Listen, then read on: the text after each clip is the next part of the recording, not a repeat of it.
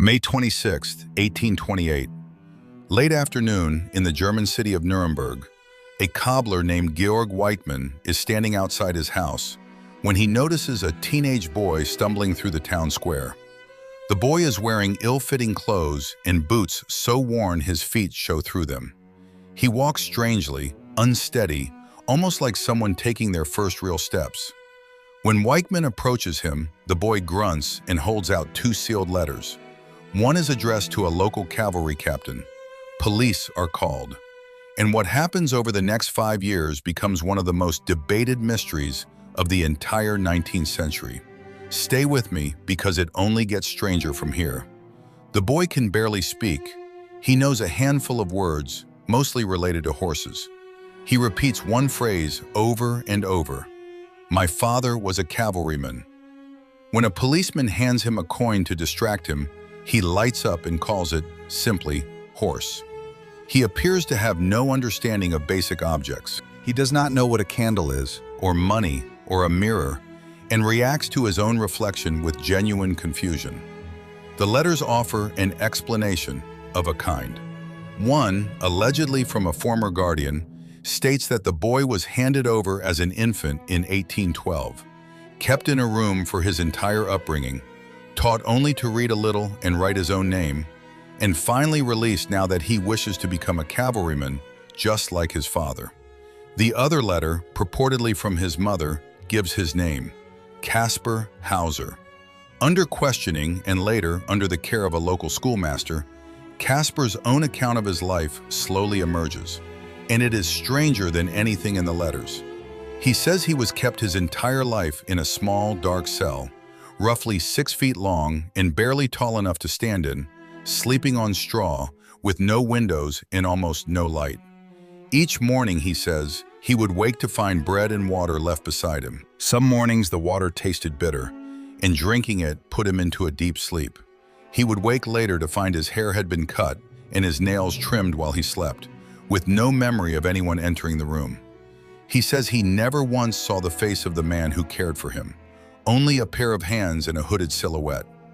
One day, he claims, the man finally came to teach him to walk and speak, just enough to survive alone, then led him, on foot, to the outskirts of Nuremberg and left him there with the letters in his hand. If true, it would mean Kaspar Hauser spent 16 years of his childhood in total isolation, in the dark, with almost no human contact at all. The story ignites all of Europe. Kaspar becomes an overnight sensation, visited by crowds who gather outside his cell window just to see him. Under the tutelage of a criminal magistrate named Anselm von Feuerbach, Kaspar's vocabulary and abilities grow with startling speed. He shows real talent for drawing. His senses seem unusually acute, reacting to light, smell, and even magnets in ways his caretakers find difficult to explain. Some observers claim he can see in near total darkness, and that certain metals seem to cause him physical discomfort at a distance. Speculation about his true identity spreads even faster than his education. A rumor takes hold that Kaspar is secretly the rightful hereditary prince of Baden, switched at birth with a dying infant to clear the succession for a rival branch of the ruling family, then hidden away for 16 years to guarantee he could never claim the throne. In October 1829, a hooded man attacks Kaspar with a blade, cutting his forehead, and reportedly tells him, "You still have to die before you leave the city of Nuremberg." Kaspar survives. To supporters of the conspiracy theory, this is confirmation. Someone powerful wants him permanently silenced. For 4 more years, Kaspar lives under protection, eventually in the town of Ansbach, funded by an English aristocrat, Lord Stanhope, who takes a personal interest in the case and treats him almost as a son. Then, in December 1833, Kaspar stumbles home with a deep stab wound to his chest, gasping out a fragmented account. A man, a knife, a garden, a purse he'd been given moments before the attack. He dies 3 days later. Inside the purse, a note written backward, in mirror writing, claiming the author would tell the world who Kaspar really was and where he came from. Investigators searched the garden where the attack supposedly happened. They find only one set of footprints in the snow, Kaspar's own. His tombstone in Ansbach reads, in German, "Here lies Kaspar Hauser, riddle of his time. His birth was unknown, his death mysterious."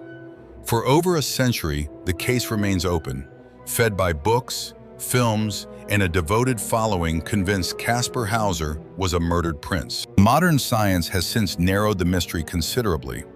In 2023, researchers found evidence that Kaspar had been vaccinated against smallpox as a child, a procedure that, by law, required a visit to a vaccination site accompanied by an adult, directly contradicting a childhood of total isolation. In 2024, a genetic study compared his DNA against the House of Baden and definitively ruled out any royal bloodline. A psychiatrist who studied his case in the 20th century put it more bluntly. A child raised the way Kaspar described would not have developed language, drawing skill, or basic motor function at all. He would likely not have survived. Some historians now believe Kaspar Hauser fabricated much of his own story, possibly even inflicting his final, fatal wound on himself, whether by accident or by design, in one last, desperate bid to keep the story and the attention alive. And yet the full truth, whatever it actually was, walked into that Nuremberg square in 1828 and never fully explained itself, then died 5 years later with no confirmed answer as to who he really was, where he actually came from, or why, true or invented, an entire continent needed so badly to believe his story. Hit like if this one left you more unsettled than you expected. Subscribe, 3 days, next story. See you then.